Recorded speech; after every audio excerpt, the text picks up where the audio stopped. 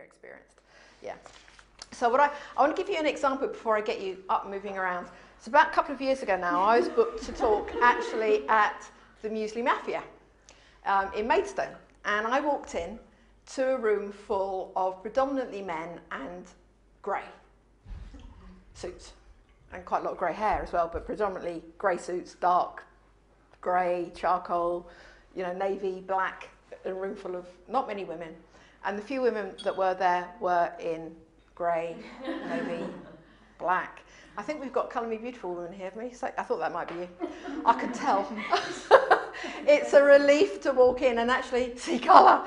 So this woman was in there and she was in colour. So and we kind of met over the coffee, and I said, you know, you look absolutely fabulous. Those colours on you are fantastic. I just love those colours. They really, really suit you. It's part of what I'm going to be talking about today. And she said, well, actually, I actually got this when I was in India, because the colours there are so vibrant, and you know, everything about India, and I just love all that. I said, oh my God, that's amazing. I'm actually going to India in April, and I've never been before. She said, oh, where are you going? So I'm going to Delhi. She said, that's where I was. And then we were off. Didn't talk about business at all. But what happened by just giving somebody a compliment is that we found a common link. She found something about me and I found something about her. We spent half an hour talking about India. We eventually found out we were both trainers. And last year, I ran a workshop for her company. She's now actually working for a company as our HR director, and I've just got a contract to do a whole load of leadership training with them, just because I complimented her on the colours that she was wearing over a cup of coffee 2 years ago. So, you know, it's about recognising as well with good networking is that you have no idea what one comment, what it can lead to. So make sure, you know, and if you're fully present in a conversation, if you're in that conversation and nowhere else, it's amazing what can come out of that.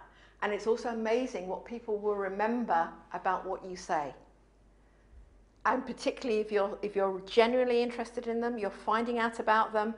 And also, you know, if I'm at a networking and I pick up business cards, I will immediately, I get home, I will write the event and the date on the business card so I can remember where I met them and a key point about them. Because if I see them again, I'll say, oh, hi, Sarah, lovely to see you again. Last time we met, you were just going on holiday. Did you have a great time? Because it really shows that you were listening. And that makes you feel all warm and fuzzy.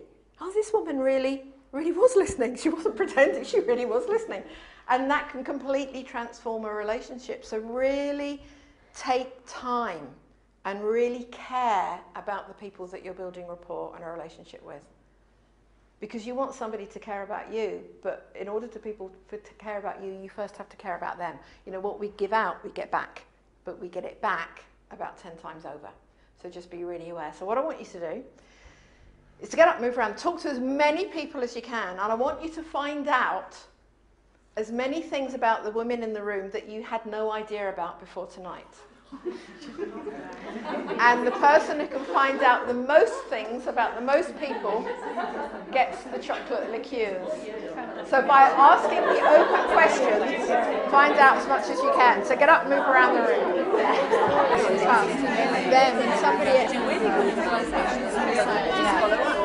So who found out 5 different things about people in the room that they didn't know before?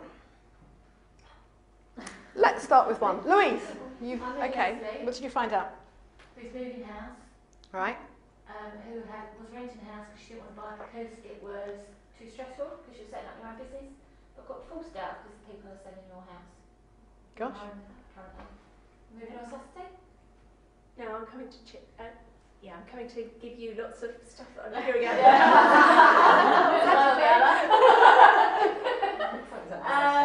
it's up on Saturday, and you're a family mediator. Impressive. Okay. Can anybody match or do better than Louise?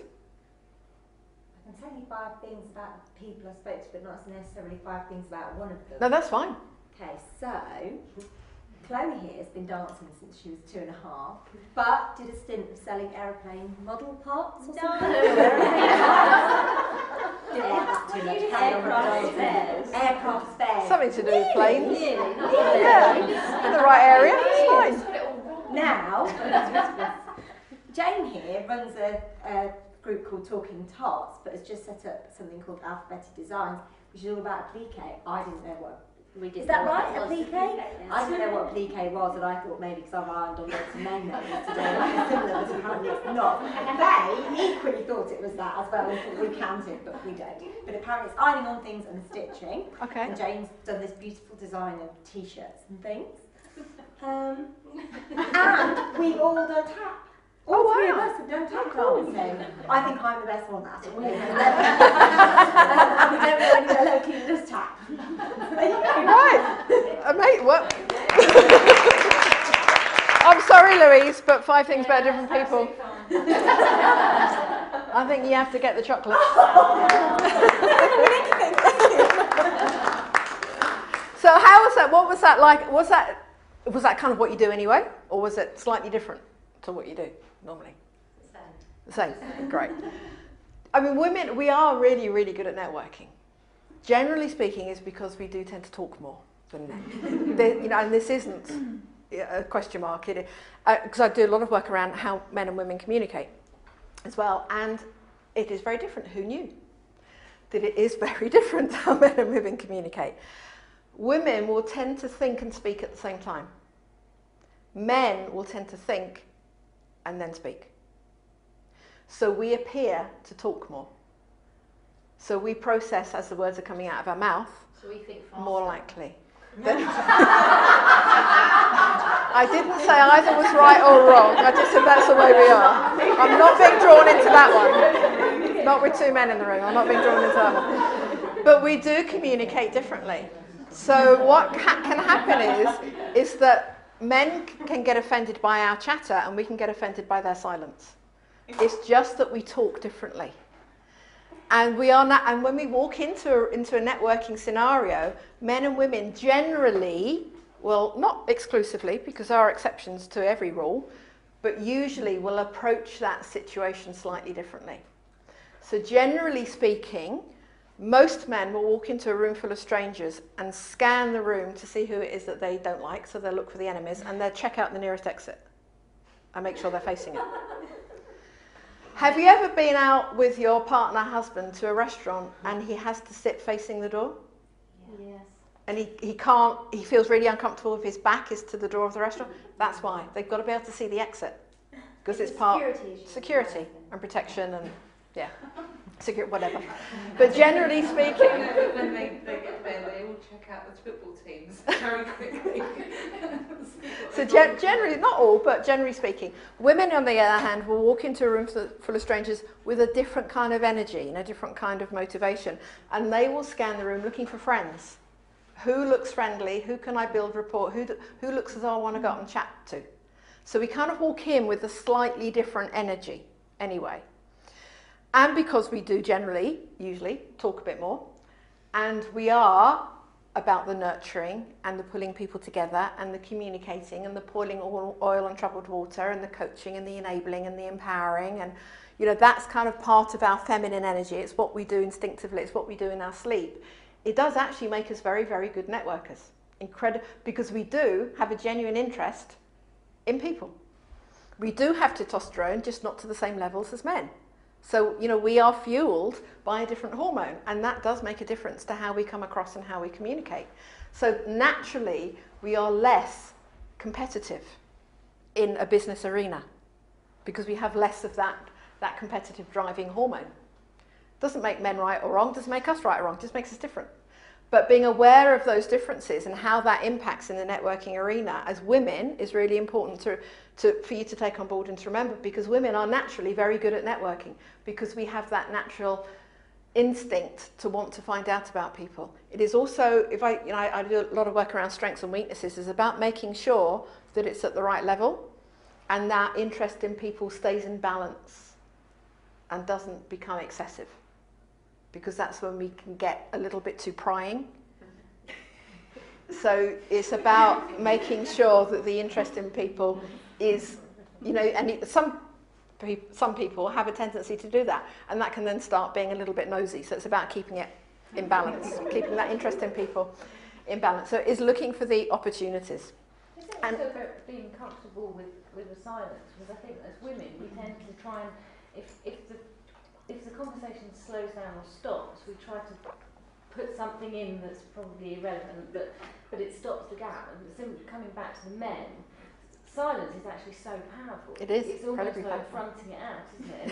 And if you stand there and wait till they talk, and actually offer something to you rather than fill the gap with something that's irrelevant. It's interesting. I was talking to Claire about the possibility of me coming back and doing something else, and we were talking about a session on how the brain works and how to, and linked to communication. That's very generous of you. You could have taken them home, put them in the fridge.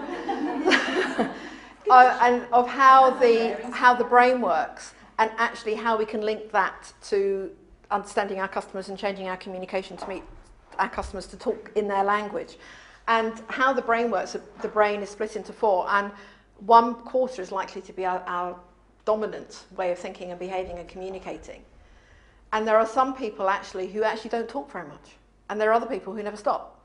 So it's actually recognizing where you are on that scale and making sure you don't overpower. And yet women do, and the silences, and I actually have done workshops for people around dating.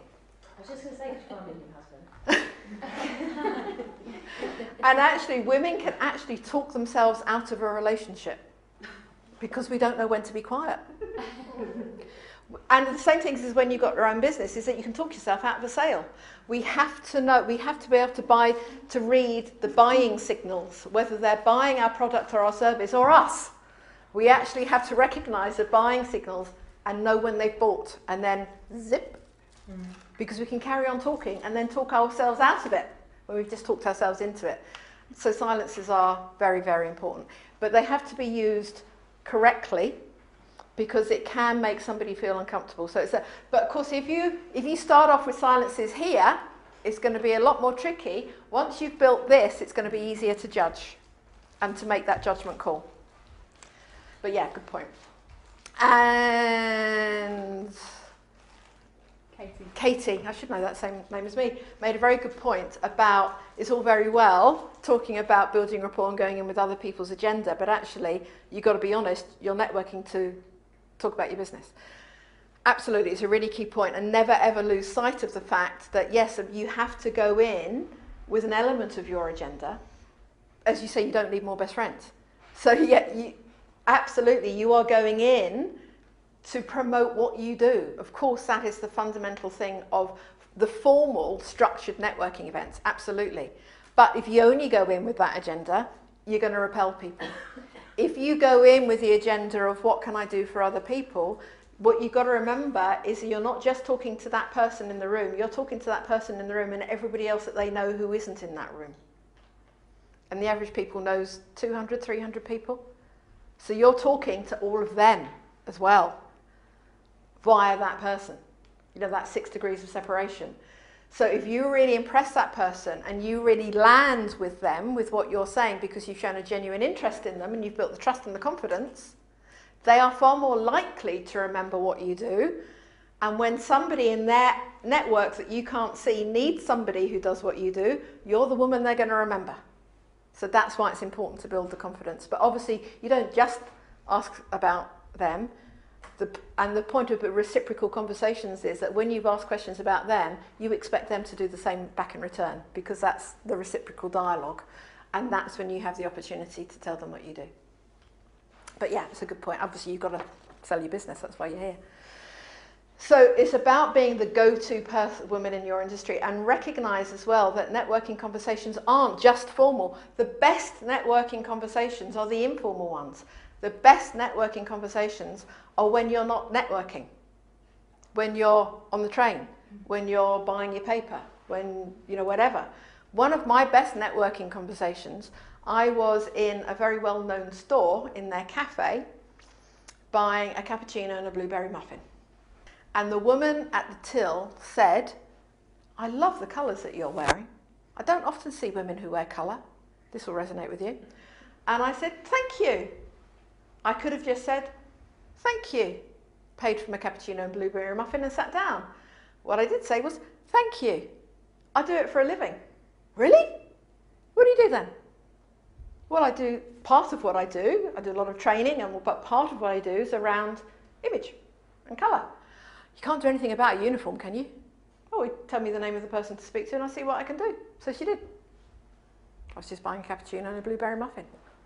So the key to effective networking, I call it the AAA, like a AAA battery, is being alert, awake, and aware. So you go out every day being alert, awake, and aware. And just any flyaway comments, you have no idea where it might lead you. So always be aware that just flyaway, throwaway comments from somebody, you have no idea what that might blossom into. That's where the best networking is done, when you're least expecting it. But this type is important as well. So just be aware that the informal, spontaneous networking can be just as powerful, sometimes even more powerful. So we're going to talk about the perfect pitch. And there is an architecture to the perfect pitch, and we've got the handouts here. But the architecture is clarity, credibility, relevance, believability, and enthusiasm. And I'll explain what those mean. So clarity, what is it that you do? Because if you're not clear about what you do, you can absolutely guarantee nobody else will be either. So you've got to be, what can you say in one, maximum 2 sentences? What is it that you do? So when somebody says, oh, hi Nicola, what is it that you do then? That you can just tell them. I sell children's books. Sell children's books. Okay. Do you sell them? Do you write them? Other authors? I sell them from a company called Usborne, which is a specialist publisher. Okay. Okay. So be very, very clear of what you do, and that's very clear. That's what you do, in a nutshell. I've got that. I've understood it. I know what you do. Credibility is why should I listen to you? So where's your experience? Where's your expertise? Why should I listen to you? The relevance is what is the problem in the market that you have identified. The believability is what is the solution to that problem that you are filling. And your enthusiasm is what is your mission?